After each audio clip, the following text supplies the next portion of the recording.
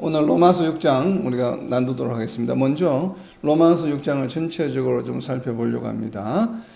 네 단락 정도로 나눌 수가 있어요. 로마서 6장은 1절부터 4절까지는 바로 우리의 성도들의 정체성에 관한 이야기입니다. 성도들이 어떤 존재인가 하면 죄에 대하여 죽은 존재이다. 그래서 본문 내용을 보게 되면 죄에 대하여서는 죽고 또 반대로 무엇입니까? 그리스도에 대해서는, 예수 그리스도에 대해서는 산 존재다. 이것이 바로 성도의 정체성이에요. 성도의 정체성은 무엇인가 하면 죄에 대해서 죽은 존재다. 대신에 죄에 대해서 죽은 반면에 또 반대로는 예수 그리스도에 대하여 살았다라고 하는 그런 존재라고 하는 것이에요. 그래서 그것이 무엇을 의미하는가가 이제 5절부터 10절까지입니다. 6장 5절부터 10절까지는 예수 그리스도에 대해서 살았다라고 하는 것은 어떤 의미인가 하면 예수 그리스도 하나가 되었다. 예수 그리스도의 죽음에 하나가 되고 또 예수 그리스도께서 부활하신 것에 연합하였다. 하나가 되었다는 그 united with Christ.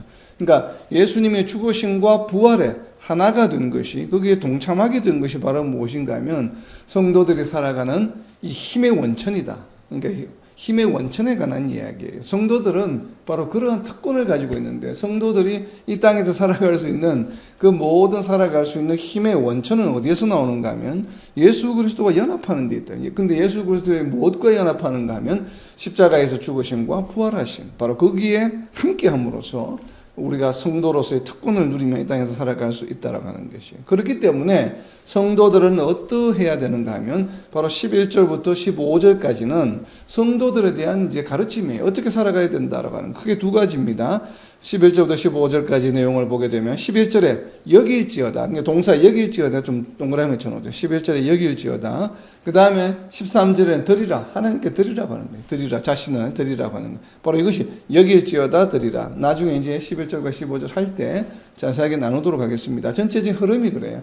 1절부터 4절까지는 아이덴티티에 관한 거, 정체성에 관한 것이고, 그 다음 정체성이 이어서 나오는 5절부터 10절까지는 우리의 힘의 원천이에요. 살아갈 수 있는 힘의 원천이 어디에서 나오는가 하는, 바로 예수 그리스도와 연합함으로, 죽으심과 부활하심의 연합함으로 우리가 그러한 성도로서의 특권을 누리며 살아갈 수 있게 되었다고 하는 것. 그것을 바탕으로 11절부터 15절까지는 이제 인스트럭션이죠. 가르치심. 어떻게 살아라. 너희가 어떤 존재이면 여길지어다. 그리고 13절에 너희 자신을 하나님께 드리라고 하는 바로 그런 것입니다. 그리고 마지막 파트인 16절부터 23절까지는 이렇게 하나님 여길지어다. 그리고 또 하나님께 드리라고 하는 것은 바로 어떤 것인가 하면 의의 종로로 타는 것이다.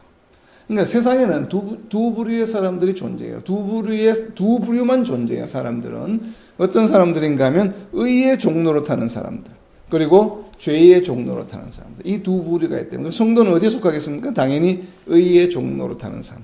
이것이 바로 무엇인가 하면 거룩한 성도, 바로 거룩함, 성도로서 거룩한 성도의 삶을 살아갈 수 있는 그 결과물이 바로 무엇인가 하면 의의 종로로 타는 거죠. 의의 종로로 타다 보면 성도의 성화의 삶을 제대로 살아갈 수 있게 되는 것이죠. 그러니까 죄의 종로로 타게 되면 성화의 삶을 살아갈 수 없겠죠. 그러니까 성도의 삶을 우리가 성화의 삶이라고 표현하는데, 그 성화의 삶을 살아갈 수 있는 방법이 바로 무엇인가 하면 죄가 아닌 의의 종로로 타는 것이에요. 세상에는 두 종류의 삶이 있습니다. 의의 종로로 타는 삶과 죄의 종로로 타는 삶. 자, 거기에 대한 이야기가 바로 이 6장에 이제 이렇게 정의가 되어 있는데, 그래서 이것을 6장을 이제 한 문장으로 표현하면 무엇인가 하면 죄로부터 자유한 존재라고 하는 거죠. 이게 freedom from sin. 그러니까 죄로부터의 자유. 그러니까 우리는 성도는 어떤 존재인가 하면 죄로부터 자유한 존재라고 하는 것이에요. 그런데 이 죄로부터 자유한 것이 우리 성도들의 노력이나 우리들의 어떤 의지나 우리들의 무슨 열심에 의해서, 행위에 의해서 이루어진 것이 아니고 전적으로 하나님께서 우리에게 해주신 것이라고 하는 것. 하나님께서 우리로 하여금 죄로부터 자유하게 해주셨다고 하는 것. 그것이 바로 이제 이 6장의 주요한 내용이 되겠습니다. 자, 우선 6장 1절을 봅니다. 6장 1절. 그런즉 우리가 무슨 말을 하리요? 은혜를 더하게 하려고 죄에 거하겠느냐 하면, 바로 이것은 이제 앞으로 지난주에 했던 전장에서 또 5장 20절과 21절에 이어지는 내용이죠. 죄가 사망 안에서 왕노릇하듯이 우리가 은혜 가운데서, 은혜가 왕노릇하는 삶을 살아가야 된다. 그리고 20절에 보게 되면 이게 죄가 더한 곳에 은혜가 넘쳤다. 5장 20절. 죄가 더한 곳에 은혜가 넘쳤다라고 표현했는데, 그래서 죄가 많은 곳에서는 이 율법을 보다 보면 이 620여 가지 율법, 우리가 도저히 우리 힘을 의지나 능력을 지킬 수가 없어. 그러니까 그게 뭐야? 어기게 되면 그것이 모두가 다 죄가 되는 것이죠. 그래서 도무지 우리의 행위로는, 우리의 노력으로는, 의지로는 우리가 이 모든 율법을 다 지켜 행할 수가 없기 때문에 우리가 은혜를 갈구하게 되는, 하나님께서 은혜로 우리를 이렇게 여겨주셔야만 되는구나 라고 하는 그러한 것. 그러니까 죄가 더한 곳에, 죄를 깨닫게 된 곳에 은혜가 넘친다고 하는 것은 그렇기 때문에, 죄가 죄임을 깨닫게 되었기 때문에 은혜를 간구하게 되었다. 그래서 은혜가 넘쳤다고 했는데, 그렇기 때문에 그러면 우리가 여전히 죄 안에 살아가는 삶을 살아가야 되겠느냐라고 하는 반문인 게 레토릭하는 것이죠. 레토릭. 의문문이죠. 의문문. 죄에 거하겠느냐. 의문문. 구해서는 안 된다라고 하는 것을 강조하는 것이죠. 그래서 그런 그러니까 5장 20절과 21절에 이야기한 것처럼 율법이 우리에게 주어진 목적인데, 우리로 하여금 죄를 깨닫게 함으로 도무지 율법으로나 우리 인간의 능력이 안 된다. 하나님의 은혜를 간구해야 된다라고 하는 그 결론으로 인도해 주게 한 것이 바로 율법을 주신 목적 중에 하나인데, 그런 우리가 무슨 말을 하리요? 은혜를 더하게 하라. 그래서 우리가 참 이렇게 죄가 많은 곳에 은혜가 많다고 하니까, 그럼 우리가 은혜를 더 우리가 누리기 위해서 그럼 죄 안에 계속 거해야 되겠네? 이렇게 해서 되겠느냐 이 말이에요. 지금 그 이야기를 하는 것이죠. 왜 이런 이야기를 합니까? 자꾸 이제 유대인 크리스천들이 로마 교회 안에서 율법을 강조하고 있기 때문에, 할례를 강조하고 있고 여러 가지 이제 안식이라든지 이런 거 율법주의적인 요소들이 너무나도 많았기 때문에 초대 교회에는, 그래서 율법주의자들이 수만 명이 일어났다고 사도행전에서 이야기를 하고 있잖아요. 그래서 그렇게 은혜가 율법을 통해서 도저히 우리가 은혜가 아니고서는 안 되겠구나 하는 것을 느끼기 위해서, 그럼 여전히 자꾸 너희가 하는 것처럼 강조하는 것처럼 율법을 계속 지켜라고 강조해야 되겠느냐 이 말이에요. 그 이야기를 하고 있는 것입니다. 결국은 로마서 5장 21절에 있는 이는 죄가 사망 안에서 왕노릇한 것 같이 은혜도 또한 의로 말미암아 왕노릇하여 우리 주 예수 그리스도로 말미암아 영생에 이르게 하려 함이라. 이것이 율법을 주신 목적인데 바로 이렇게 되어야 되는데, 20절에 나와 있는 것처럼 죄가 더한 곳에 은혜가 더 있다고 해서 계속 그렇게 해서 되겠느냐? 그럴 수 없다라고 하는 것을 지금 이야기하는 것입니다. 자, 이어지는 그럴 수 없는 일을 이제 설명하는 것이, 죄에 거하겠느냐? 질문한 것이죠. 반문 레토리컬하게. 그럴 수 없다가 답이죠. 6장 2절에 바로 이어집니다. 그럴 수 없느니라. 죄에 대하여 죽은 우리가 어찌 그 가운데 더 살리요. 자, 그 옆에다 적어놓으세요. 그가 바로 뭐예요? 바로 앞에 나오는 죄에 대하여. 즉, 죄 가운데 더 살리요. 죄 가운데 더 살겠느냐. 죄에 대하여 죽은 우리가 죄 가운데 더 살겠느냐. 바로 성도의 정체성에 대한 거예요. 성도는 어떤 존재입니까? 그 죄에 대하여 죽은 존재예요. 죄에 대하여 죽은 우리가, 그 옆에다 적어 놓으세요. 성도의 정체성이에요. 성도는 어떤 존재라고요? 죄에 대하여 죽은 존재예요. 그럼 죄에 대하여 죽었다고 하는 것은 어떤 의미일까? 여러분은 죄에 대하여 죽었습니까? 아닌데, 나는 지난주에, 어제도 그렇고, 내가 또 내 생각에 죄를 지었는데, 죄에 대하여 죽었다고 하면서 내가 왜 자꾸 죄를 지었지? 이렇게 이제 생각할 수 있겠죠. 그래서 죄에 대하여 죽었다라고 하는 것은 어떤 의미인가 하면, 그 죄에 대하여 죽었다라고 하는 것을 가장 어떻게 보면 잘 설명해 주고 있는 신약 성경의 구절이 바로 요한일서 3장 9절입니다. 요한일서 3장 9절이 바로 죄에 대하여 죽었다라고 하는 것이 어떤 의미인지를 풀어서 설명해 주고 있는 것이에요. 자, 요한일서 3장 9절입니다. 하나님께로부터 난 자, 즉 하나님께로부터 난 자가 누구예요? 성도죠, 성도. 바로 지금 로마서 6장에서 이야기하고 있는 성도의 정체성에 관한 얘기예요. 하나님께로부터 난 자마다 뭘 한다고요? 죄를 짓지 아니하나니 이는 하나님의 씨가 그의 속에 거하며 그도 범죄하지 못하는 것은 하나님께로부터 났습니다. 아멘. 자, 하나님께로부터 난 자, 성도들은 죄를 짓지 않아요. 죄를 짓지 않는 이유가 바로 뭐라고 이야기합니까?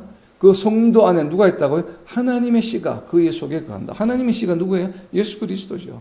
예수 그리스도가 그 안에 거하기 때문에 죄를 짓지 않아야 된다고 하는 것이, 이것이 성도의 정체성이에요. 이것이 바로 죄에 대하여 죽었다는 것이에요. 더 이상 죄가 내 삶을 주장하지 않아요. 그렇기 때문에 하나님께로부터 난 자는 죄를 짓지 않아요.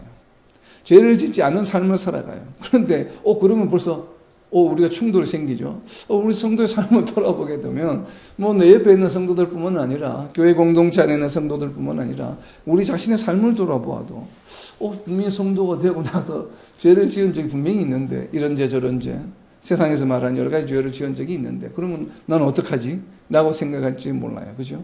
그래서 여기서부터 하나님께로 난 자마다 죄를 짓지 아니한다고 하는 것은, 기본적인 이 죄라고 하는 것은 그럼 나는 그런 세상적인 크리미널을 말하나? 물론 그것도 큰 범위 내에서 포함될 수 있겠지만 성경에서 말하고 하는 죄라고 하는 기본적인 것은 자, 하나님께로 난 자마다 죄를 짓지 아니하느니 그 죄 옆에다 적어놓으세요. 요한복음 16장 9절이에요. 기본적으로 말하는 우리가 신약 성경에서 말하는 죄라고 하는 것은 무엇을 말하는가 하면 예수님께서 설명해 주셨죠. 죄가 무엇인지 바로 요한복음 16장 9절에 있습니다. 죄가 무엇인가 하면 죄에 대하여라 함은 무엇이라고 이야기합니까? 그들이 나를 믿지 아니하며. 여기서 나는 누구입니까? 예수님이에요. 그래서 기본적으로 신약 성경에서 말하는 죄라고 하는 기본적인 죄의 컨셉은 무엇인가 하면 예수님을 믿지 않는 것이에요. 그렇기 때문에 하나님께로부터 난 자, 성도들은 어떤 존재들입니까? 예수님의 그리스도 있음을 믿는 존재들이잖아요. 그러니까 성도들이라면 하나님께로부터 난 자들이라고 하면 뭐예요? 예수님을 반드시 믿죠. 그렇기 때문에 죄에 대하여라 하면 그들이 나를 믿지 아니하며. 이것이 기본적인 죄에 대한 신약 성경의 개념이에요. 그러니까 예수님을 믿지 않는 것이 죄예요.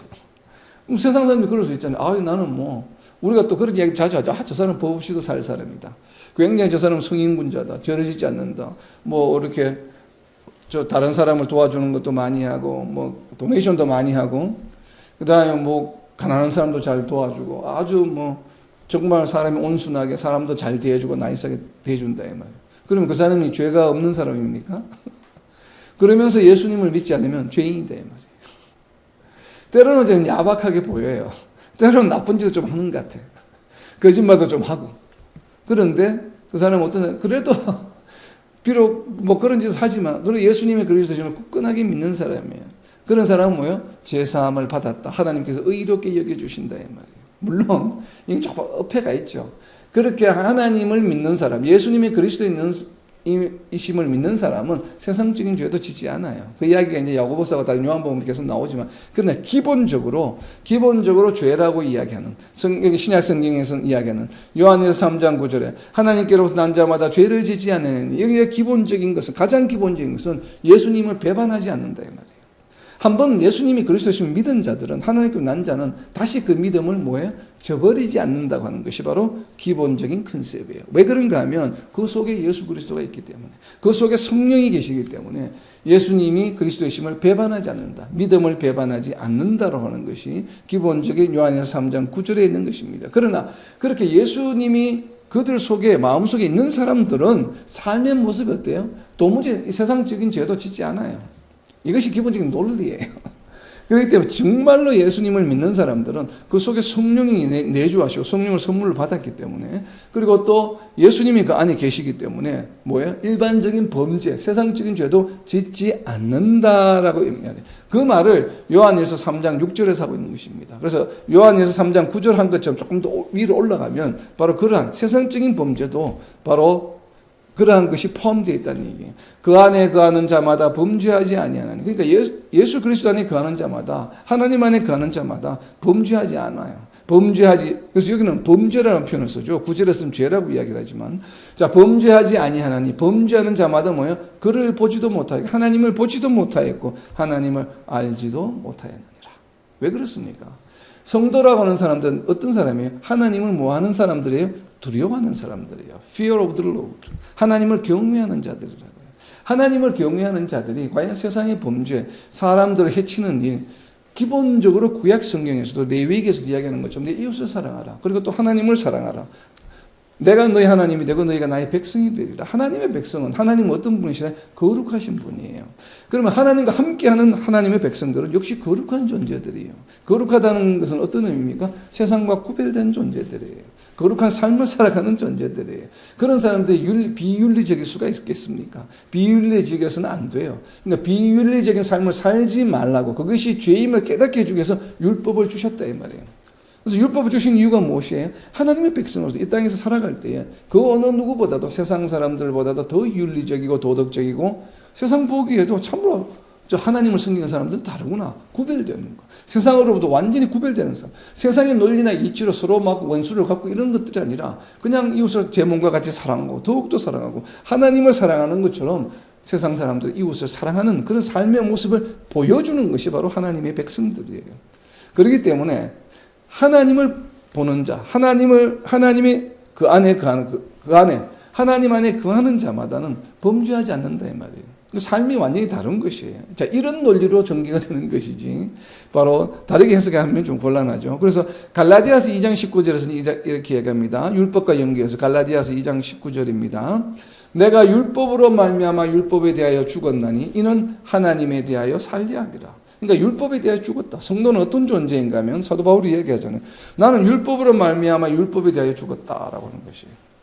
왜 율법을 다 지킬 수 없기 때문에 나는 율법에 대해 왜 율법을 도저히 나는 모든 율법 다 지키지 못하기 때문에 나는 율법으로부터 초월했어. 율법에 대해서 죽은 존재, 더 이상 율법과 연관이 없어, 이런 말이죠. 왜 그렇습니까? 그렇게 되는 이유는 하나님에 대하여 살려 함이라. 하나님에 대하여 하나님으로부터 의롭게 칭함을 받기 위해서는 나는 율법에 더 이상 의존하지 않고 하나님의 은혜에 의존한다, 이 말이에요. 그래서 나는 더 이상 율법에 얽매인 사람이 아니야. 내가 비록 바리새인이고 누구보다도 율법에 대해서 잘 알고 율법을 지키려고 평생 동안 노력해왔지만 이제는 그런 삶을 살고 싶지 않아. 그러니까 로마 교회 성도들아, 바리새인은 나조차도 율법으로부터 지금 자유로운데 왜 너희들은 자꾸 율법을 강조하래? 나는 율법에 대해 죽었어. 나는 더 이상 율법이 내 인생에 관여하지 못해. 그것이 바로 율법에 대해 죽었어, 나는. 이런 이야기거든요. 그래서 왜 그런가 하면 나는 하나님께 살고 싶어. 율법을 통해서는 도무지 내가 하나님께로 갈 방법이 없어. 평생 지켜나갈 수가 없기 때문에. 그래서 하나님의 전적인 은혜로 하나님께서 의롭게 여겨주시는 것, 하나님께서 의롭게 여겨주셔야만 나는 하나님께 함께 할 수 있어. 그래서 하나님에 대해 나는 하나님과 함께 하고 싶어. 하나님에 대하여 살려함이라, 바로 이 이야기죠. 바로 하나님으로부터 의롭게 여김을 받는 방법이 오직 한 가지밖에 없죠. 예수님이 그리스도이심을 믿는 것이다 라고 하는 것이요. 그래서 사도 바울은 율법에 대해서 죽었다. 바리새인이 나도 율법에 대해 죽었다. 그리고 또 이 사도 바울은 여러 가지 죽었다 하는 이런 표현을 또 골로새서 2장 20절에서는 다르게 표현합니다. 골로새서 2장 20절입니다. 너희가 세상의 초등학문에서 그리스도와 함께 죽었거든 어찌하여 세상에 사는 것과 같이 규례에 순종하느냐. 이 역시 율법에 관한 이야기예요. 그리고 세상의 초등학문은 무엇이겠습니까? 골로새 교회, 이 교회들은 다 어디의 문화에서 헬라어 문화죠. 그러니까 헬라 철학을 말하는 것이죠. 그러니까 얼마나 철학적으로 논리적으로 막 이렇게 서로 논쟁하고 합니까? 율법적이고 또 윤리적인 것을 강조하죠. 헬라 철학 역시나. 그렇기 때문에 세상의 초등학문에서 난 죽었다. 그리스도 함께 죽었거든. 나는 초등학문도 더 이상 내 삶에 영향을 주지 못해. 오직 그리스도만 내게 영향을 줘.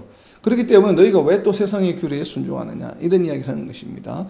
그리고 골로새서 3장 3절입니다. 그 다음 장 골로새서 3장 3절에도 보면 이는 너희가 죽었고 너희 생명이 그리스도와 함께 하나님 안에 감춰졌으며, 계속 그리스도와 함께 살고 하나님과 함께 살고, 이것이 자꾸 반복되는 것이 무엇인가? 골로새서 3장 2절에 나오죠. 땅의 것에 대하여 죽었다.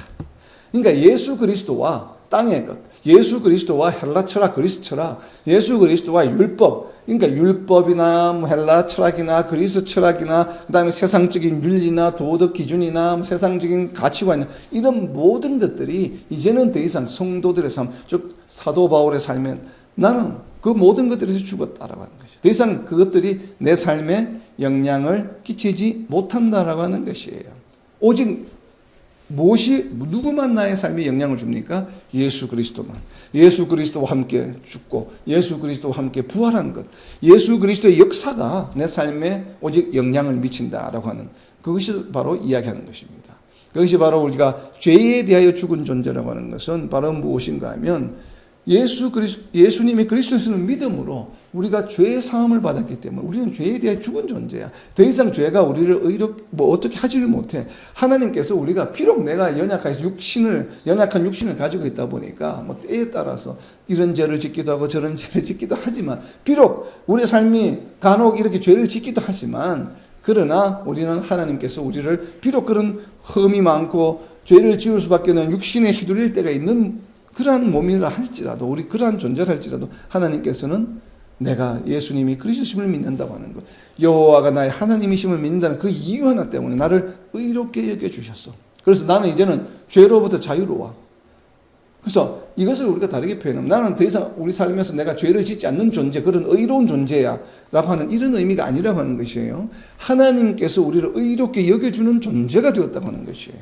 그렇지만 우리가 죄를 지을 수 있다고 해서 그럼 계속 매일 이렇게 죄를 반복하면서 짓는 삶을 살면 되겠습니까? 안 되겠습니까? 안 되겠죠.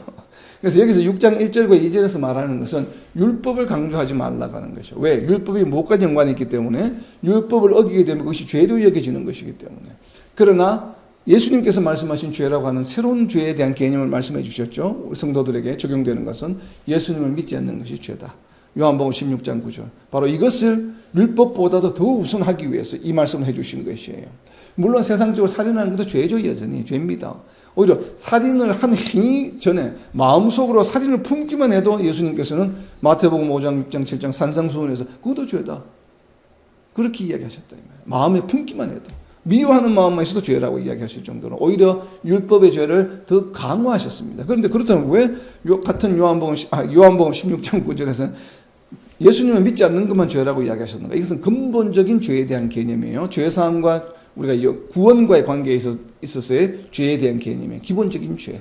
그렇기 때문에 너희가 염려하지 마라. 너희는 죄사함을 받아서 너희가 비록 육신 때문에 간혹 죄를 저지른다 하더라도 너희는 죄로부터 자유함을 얻었어 라는 것을 강조하기 위한 구절이에요. 그래서 예수님을 믿는 것이 그 무엇보다도 중요하고 하나님으로부터 의롭게 칭함을 받는다고 하는 것이 우리 삶에 있어서 인간사에 있어서 인간의 삶에 있어서 가장 중요한 것이라고 하는 것이에요. 세상적인 범죄를 짓고 안 짓고는 건 물론 그것도 우리가 순결한 삶을 살아야 되지만 그러나 그것보다 더 중요한 것은 믿음이라고 하는 것. 예수님에 대한 믿음이라고 하는 것을 지금 강조하고 있는 것입니다. 그래서 더 이상 율법에 대해서 논의하지 마라. 논쟁하지 마라.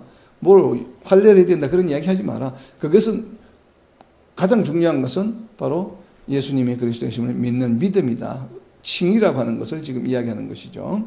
자, 그리고 6장 3절의 내용입니다. 무릇 그렇기 때문에 이제 설명하는 것이요. 또 계속 연결해서 무릇 그리스도 예수와 합하여 세례를 받은 우리는 그의 죽으심과 합하여 세례를 받은 줄을 알지 못하느냐. 아멘. 자, 세례에 대한 이야기가 나오는데 여기서 중요한 표현은 바로 합하여입니다.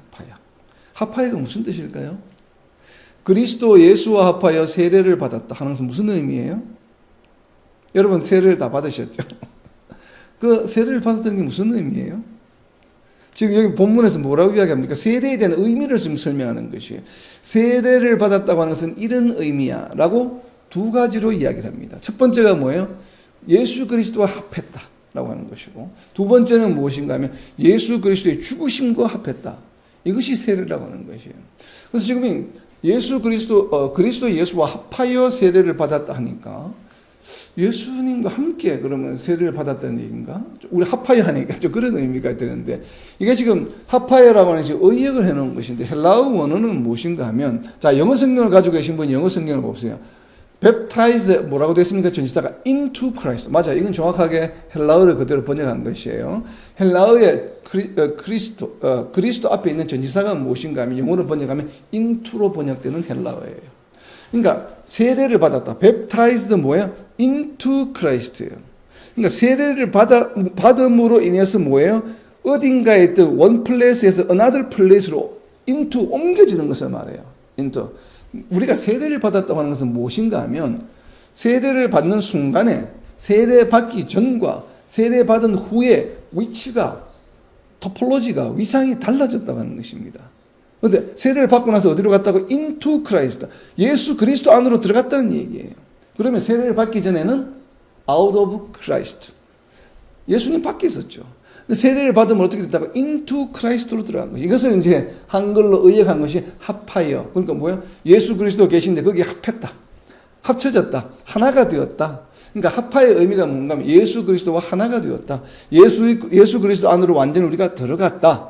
그전에는 예수 그리스도 밖에 있었죠. 예수 그리스도 밖에 있음으로 인해서 우리는 죽을 수밖에 없는 존재였어요. 그죠? 그리고 죄인이죠. 불못에 던져질 수밖에 없는 존재였는데 세례를 받았다고 하는 것은 그런 예수 그리스도 밖에 있던 존재가 예수 그리스도 안으로 쏙 들어가 버렸다 이 말이에요. 예수 그리스도 안에 쏙 들어감으로 인해서 불못에 던져지는 존재가 아니라 예수님과 함께 영원히 함께하는 존재가 돼요. 왜? 예수 그리스도 안으로 들어갔으니까. 뒤에 나오는 것도 마찬가지예요. into 예수 그리스도의 죽으심이에요. 그러니까 예수 그리스도의 죽으심 안으로 들어가신 거예요.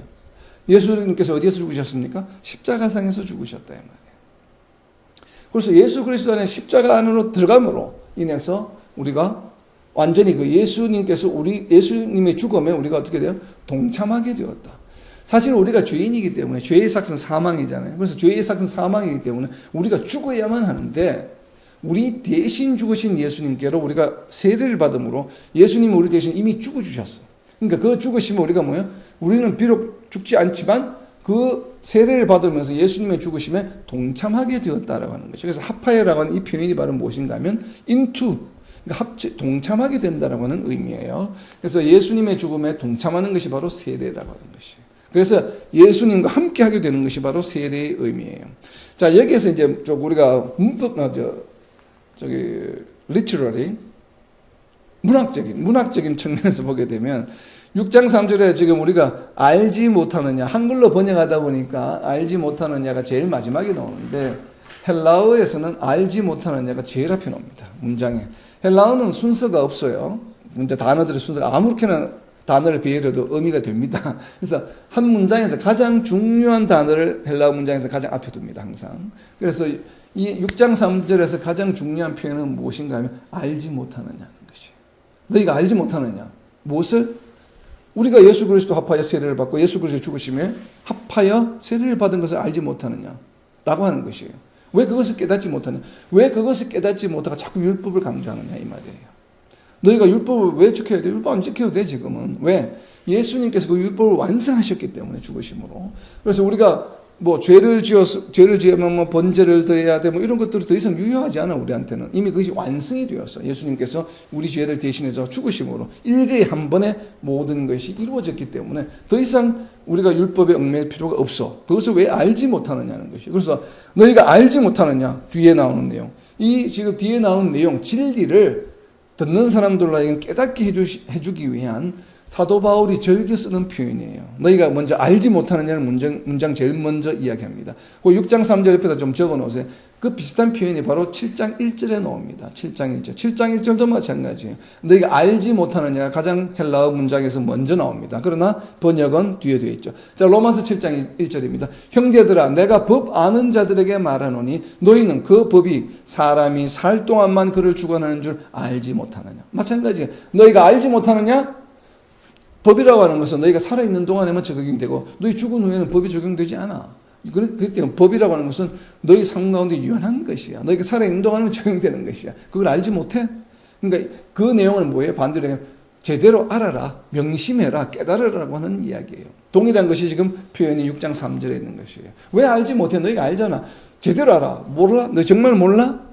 너희는 지금 세례를 받았지. 세례를 받았다고 하는 것은 이제는 너희가 옛 사람의 모습을 살아가는 것이 아니야. 예수님께로 들어온 것이야. 그리고 예수님의 죽으심에 이미 너희가 들어왔기 때문에 더 이상 율법이 너희 삶에 관여를 할 수가 없어. 왜? 예수님이 이미 죽으셨기 때문에 모든 죄를 위해서. 더 이상 죄를 알게 하는 율법이 더 이상 유효하지 않아요. 죄를 알 필요가 없죠. 왜냐하면 예수님이 우리 죄를 대신 이미 죽으셨기 때문에 벌써 끝났어. 죄에 대한 문제 해결되었기 때문에 더 이상 우리로 하여금 뭐예요? 율법으로 인해서 죄를 알 필요가 있습니까? 없습니까? 죄를 더 이상 알 필요가 없어요. 죄를 안 들으면 무슨 소용이 있어요? 설사 우리가 삶 가운데 죄를 우리가 다시 짓는다 할지라도 이미 그 죄가 뭐예요? 다 죄사함을 받았어요.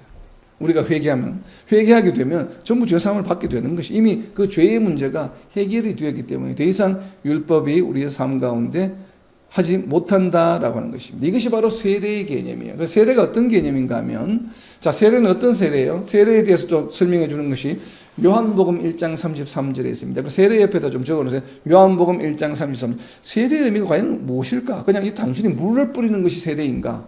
자, 요한복음 1장 33절입니다. 나도 그를 알지 못하여, 세례 요한이 하는 이야기예요. 나도 예수님을 알지 못하였으나 나를 보내어 물로 세례를 베풀라 하신 하나님이 하나님이 나에게 말씀하시되 성령이 내려서 누구 위에든지 머무는 것을 보거든 그가 곧 뭐 하시는 분이라고요? 예수님은 성령으로 세례를 베푸는 이인 줄 알라 하셨기에. 자, 세례는 어떤 세례를 말합니까? 여러분 어떤 세례를 받으셨습니까? 다 세례 받으셨죠? 그러면 또 뭐 침례교회는 물에 완전히 잠궈야 된다고 주장하는 게 이제 침례교회이고, 또 장로교에서는 그냥 이런 물을 뿌리기만 하기도 하고, 또 오순절 순복음교회에서는 성령세를 따로 받아야 된다고 이야기하기도 하고 그런 분이 있죠. 그래서 우리 또 세례 받은 사람들한테 그냥 세례 받은 것으로 부족해. 또 성령세례도 받아야 돼. 또 이렇게 말씀하시는 분이 장로교 안일 수도 있습니다. 그런 분들이 간혹 그래서 성령 세례를 받아야 돼 이렇게 말씀하시는데 세례는 어떤 세례예요? 세례는 한 가지밖에 없어요. 요한복음 1장 33절에 뭐라고 이야기합니까? 예수님이 하시는 세례가 진짜 세례예요. 무슨 세례예요? 성령으로 세례를 베푸는 것이에요. 여러분, 저와 여러분이 세례를 받았다고 하는 것은 어떤 의미예요? 성령으로 베푸는 세례를 우리는 받은 것이에요. 그것이 무엇을 의미합니까? 사도행전에 있는 것처럼 세례를 받은 자들에게 하나님께서 무엇을 선물로 주셔요? 성령을 선물로 주셔요. 그것이 바로 성령으로 세례를 베푸는 것이에요. 그러니까 세례를 받은 사람들은 정말 온전한 믿음으로 세례를 받은 사람들은 누구나 다 예외 없이 100% 성령을 선물로 받았습니다. 왜? 그것은 하나님의 약속이기 때문에 그래요. 그래서 우리가 세례를 받았다고 하는 것은 우리의 믿음이 어떤 거예요? genuine 믿음이에요. 명목상 믿음이 아니라 이 말이에요. 그래서 믿음이 무엇인가 하면 그래서 지금 로마서 6장, 7장, 8장 하고 그 다음에 9장, 10장에 가서 유대인들에게 강조하는 것이 유대인들아 정신 차려 유대인 크리스찬들아 자 로마서 10장 10절이에요. 그래서 이 지금 성령으로 세례를 베푼다고 하는 것이 무슨 말인가 이 말이에요. 성령으로 세례를 베푼다? 예수님이 그리스도이심을 믿으면 그리고 세례를 받으면 성령을 선물로 주신다는 의미예요. 그것이 바로 성령으로 세례를 베푼다는 의미예요. 그것이 바로 어떨 때 이 성령으로 세례를 베푸는 것이 일어나는가 하면 바로 로마서 10장 10절이에요. 사람이 마음으로 믿어 의에 이르고 입으로 시인하여 구원에 이르느니라. 이것이 앞에가 없고 입으로 시인만 하면 안 된다 이 말이에요. 무엇이 전제가 됩니까? 마음으로 믿어야 돼요. 마음으로 믿지는 않는데 입으로만 시인하는 경우가 있죠. 간혹 우리나라에서. 왜 군대에서 그런 경우가 있다면서요. 뭐 빵 얻어먹기 위해서 그냥 세례 받는 사람 믿음 없이 군대에서 세례를 받았는데 그런 농담삼아 하죠. 나 군대에서 그냥 빵 준다고 해서 초코파이 준다고 해서 세례 받았는데 그럼 다시 세례를 받아야 됩니까? 안 받아야 됩니까? 이렇게 이야기하시는 분들은 간혹 있어요. 하나님만 아시겠죠. 우리는 알 수 없죠. 그런데 분명히 로마서 10장 10절에서 이야기합니다. 입으로 시인하여 구원에 이르는 것이 아니에요. 입으로 시인하여 구원에 이르는데 그 전 단계가 무엇에 있습니까? 마음으로 믿어 의에 이르고 입으로 시인하여 구원에 이르는 것이에요. 입으로 시인하는 것이 먼저입니까? 마음으로 믿는 것이 먼저입니까? 만약에 세례를 받는 순간에 마음으로 진정으로 믿는 믿음이 없다고 그러면 그건 거짓 세례예요. 그건 의미가 없는 것이에요, 전혀. 그거는 그냥 물로 세례하는 거나 무슨 의미가 있어요? 아무런 의미가 없다 이 말이에요. 그래서 요한복음 1장 33절에는 세례 요한이 한 세례는 의미가 없죠. 구원과는. 그냥 죄사해주는 역사가 일어나지 않아요. 물로 해주는 세례는. 무엇으로요? 성령으로 세례를 베풀 때 구원의 역사가 일어나는 것입니다. 그래서 우리가 믿음을 고백하고 받는 모든 세례는 어떤 세례? 그건 성령 세례예요. 그렇기 때문에 우리가 믿음을 진심으로 고백하고 받은 세례는 무슨 세례라고요? 그건 성령 세례예요. 그렇기 때문에 따로 성령 세례를 받을 필요가 있다 없다? 없습니다. 근데 간혹 나는 돌아보니까 나는 믿음이 없는데 그냥 마지못해서 나는 그냥 세례를 받았어. 그렇다면 어떡해요? 그런 분들은 다시 세례를 받아야 되겠죠. 성령 세례를. 그런 분은 성령 세례를 받아야 된다고 저는 믿습니다. 왜냐하면 믿음을 진심으로 고백해야 되죠. 왜냐하면 세례는 형식이 중요한 것이 아니라 무엇이 중요하다고요? 믿음이 중요해요. 때로는 직접 세례를 하지 않다더라도 그 마음에 믿음이 있으면 의에 이르는 것이에요. 왜냐하면 세례를 줄 수 있는 환경이 못 되는 곳에도 믿음이 있기 때문에 그렇습니다. 예를 들면 북한 같은 경우에 세례를 줄 사람이 없어요. 목회자도 없고 장로도 없고 권사도 없고 믿음 있는 자가 없는데 마음속으로 나는 어떻게 할아버지 할머니로부터 옛날에 물려받은 믿음이 있고 믿음을 고백했는데 아직 세례는 형식을 받지는 못해서 그럼 거기에 구원이 없을까요? 구원이 있습니다. 저는 믿습니다. 근본적으로는 사람의 마음으로 믿어 그리고 입으로 시인하면 돼요. 입으로 시인하면. 근데 입으로 시인하는 것을 나 혼자만 하는 것이 아니고 교회 공동체가 있는 곳에 우리는 무엇을 합니까? 대중 앞에서 내가 입으로 시인하고 공포하는 것이에요. 그래서 나의 믿음을 권고히 드러내는 것이 바로 세례식인 것이죠. 물론 세례식도 중요합니다. 우리 개신교에서는 중요하지만 근본적으로는 마음으로 믿는 것이 더 중요하다. 그래서 이것을 이제 마음으로 그렇기 때문에 성령으로 세례를 베푸는 것이에요. 바로 이것이.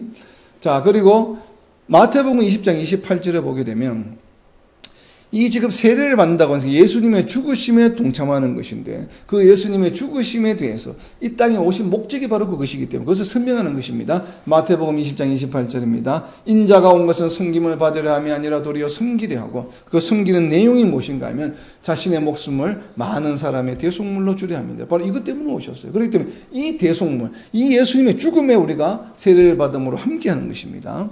자, 로마서 6장 6절입니다. 우리가 다음 주에 이제 나누게 될 것인데 미리 한번 봅니다. 로마서 6장 6절. 우리가 알거니와 우리의 옛사람이, 자, 이제 나오죠. 지금까지 설명한 내용. 옛사람이 예수와 함께 십자가에 못 박힌 것은 죄의 몸이 죽어 다시는 우리가 죄에게 뭐하지 않도록 종로로 타지 아니하려 함이니. 제가 지금까지 설명드린 것이 into 세례를 받는다고 하는 건 예수 그리스도 안으로 들어가는 것이고 예수 그리스도의 죽음으로 into 들어가는 것인데 그것이 바로 무엇인가 하면 옛사람이 예수의 죽으심과 함께 바로 예수님의 죽음에 우리가 동참하는 것이다. 그래서 몸이 죽어 다시는 우리가 죄에게 종노릇하지 않는 것이 죄에 대해 죽었다고 하는 것은 의미는 바로 무엇인가 하면 죄의 종노릇하지 않는 것이에요. 이것은 다음 주에 할 때 좀 더 자세하게 하겠습니다. 그래서 이것을 또 좀 더 쉽게 풀어서 설명한 것이 갈라디아서 2장 20절이에요. 너무나도 우리가 잘 알고 있는 내용이죠. 갈라디아서 2장 20절입니다. 세례를 받았다고 하는 것은 어떤 의미인가 이런 것이에요. 내가 그리스도와 함께 십자가에 못 박혔나니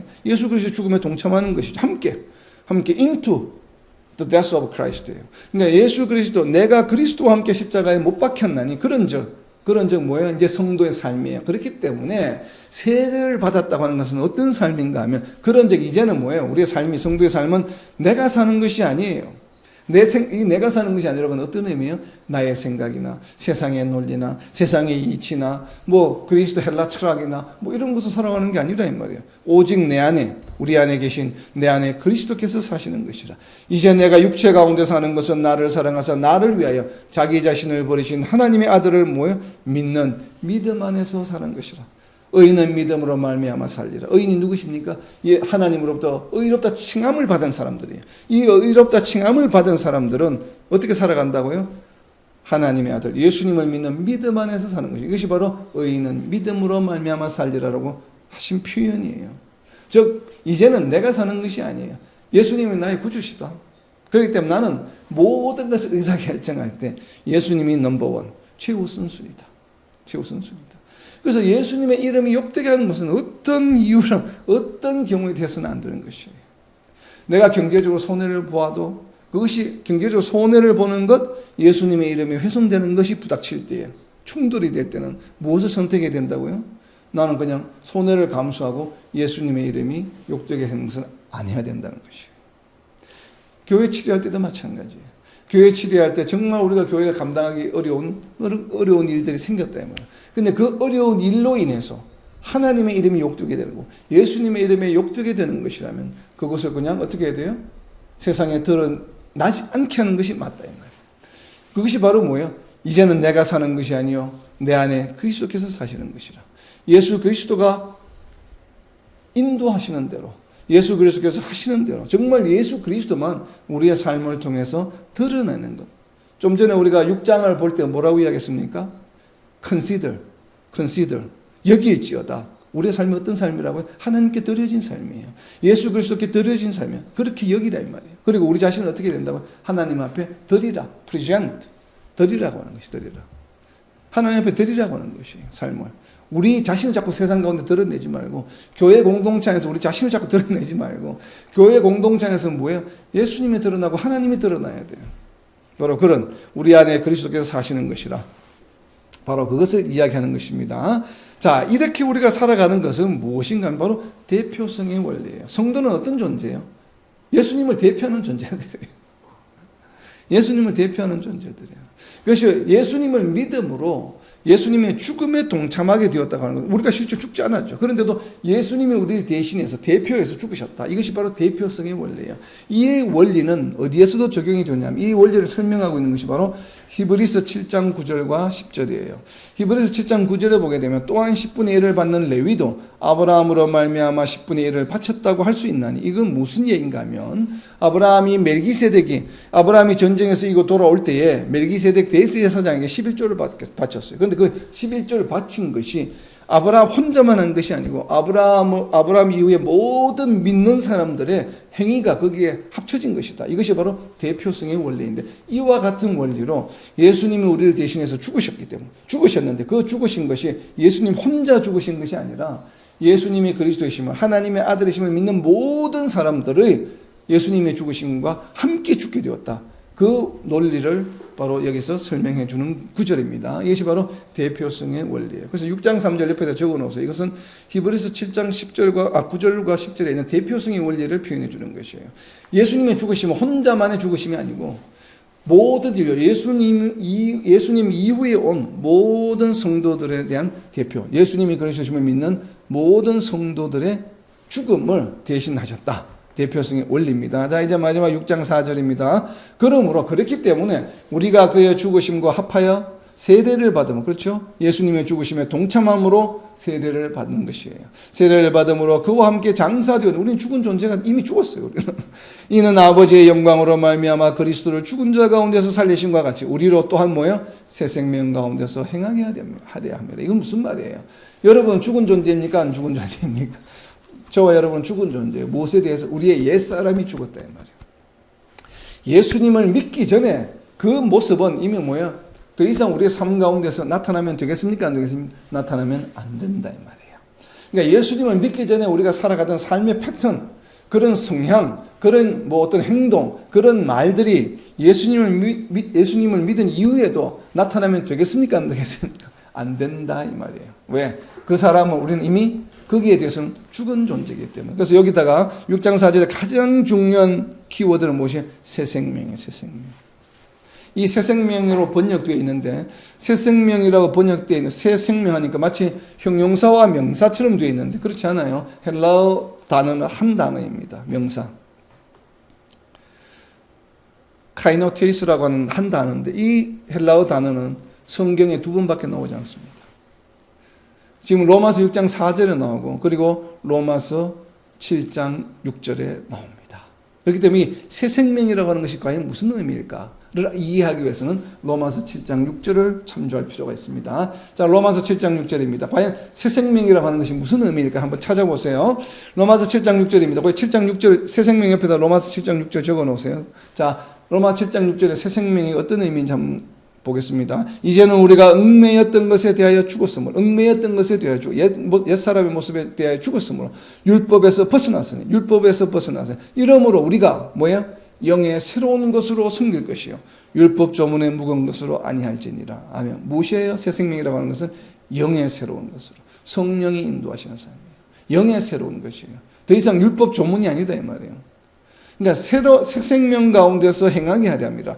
여기 행하게 한다라고 번역이 되어 있는데 헬라어 원어는 워크예요. 하나님과 함께 걸어가는 것을 말합니다. 그러니까 성도는 어떤 삶이에요? 더 이상 옛사람의 모습으로 살아가는 사람이 아니고 하나님과 예수님과 함께 모여 동행하는 삶이에요. 워크, 하나님과 함께 걸어가는 존재라 이 말이에요. 여러분 아직도 세상의 옛 길로 걸어가고 있습니까? 아니면 새로운 길로 하나님과 함께 예수님과 함께 동행하고 있습니까? 이게 성도들에 대한 정체성에 대한 이야기예요.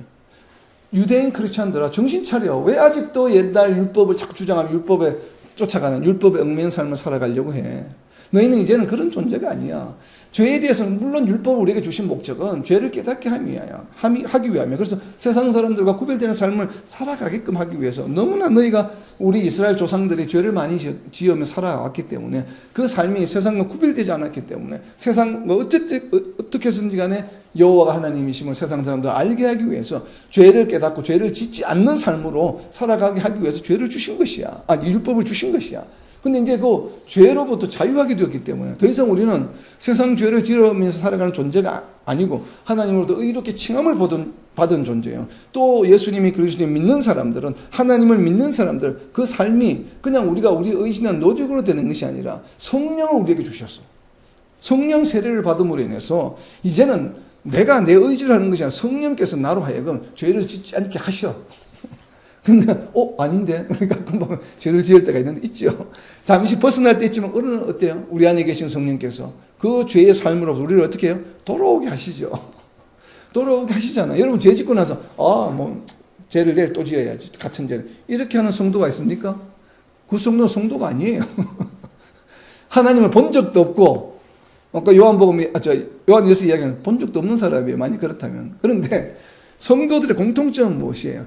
연약한 육신을 가지고 있다 보니까 우리가 로마서 7장에서 나누겠지만 우리가 육신의 법이 자꾸 나를 해서 죄를 짓는다. 그러면 로마서 10장처럼 사도 바울처럼 우리가 괴로워해. 내가 또 죄를 지었네. 바로 이것이 성령의 역사예요. 너를 자꾸 애통해 한다. 죄를 안 지어야 되는데 안 지어야 돼. 이런 마음이 생기게 하는 건 누구의 역사예요? 성령의 역사라 이 말이에요. 그런데 예전에 율법으로만 있을 때는 그런 게 없었다 이 말이에요. 그냥 눈으로 보이면 너 저 죄 지었지? 빨리 번져 드려야 돼. 누군가 그러면 그렇게 했다 이 말이에요. 그러나 지금 신약 시대에는 세례를 받았다고 하는 것은, 예수님이 그리스도를 믿고 세례를 받았다고 하는 것은 개념이 다르다 이 말이에요. 그냥 단순히 우리에게 율법을 주신 것이 아니고 우리에게 율법 대신 뭘 주셨다고요? 성령. 영의 새로운 것을 주셨다면, 로마서 7장 6절에 있는 거죠. 영의 새로운 것으로 우리로 하여금 성령을 우리에게 주셨기 때문에 성령이 우리로 하여금 죄책감을 느끼게 만들고 회개하게 만들고 인도해 주신다 이 말이에요. 이것이 성도의 삶이에요. 그렇기 때문에 때로는 죄를 짓지만 낭망할 필요 없어요. 그렇다고 해서 뭐 죄를 계속 반복해 지으면 안 되겠죠. 죄를 자꾸 반복해 주고 죄로부터 벗어나지 않고 그렇게 죄 짓는 삶을 계속 반복해서 살아가게 되면 그건 믿음이 없는 것이죠. 하나님을 본 적도 없는 사람이에요. 그러나 죄를 깨닫고 회개하고 눈물로 회개하고 돌아오고 죄를 안 지으려고 노력하고, 이건 바로 뭐예요? 성령의 역사에 지금 내가 함께 걸어가고 있는 것이에요. 이것이 성도의 삶이라 이 말이에요.